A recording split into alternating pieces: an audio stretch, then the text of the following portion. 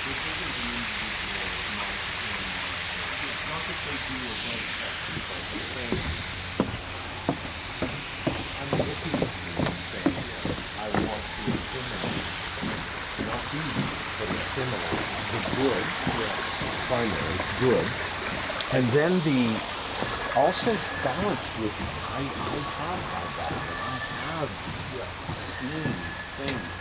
Jeffrey, I can't even talk about because I do it constantly. I want to learn that and learn, okay, I can't go there. Conclusively, God said ministerial, which again, elders, reverend, pastor, minister. So again, the word ministry, you know what it means? It means you serve God. Oh, thank you. So serve God, serve God. Okay, now we're going in.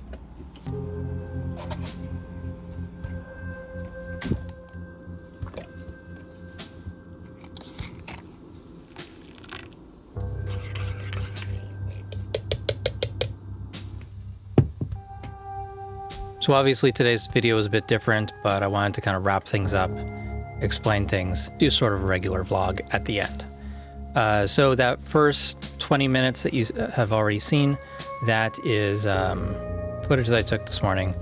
I strapped the GoPro and 2 microphones to my helmet, and I walked down that trail.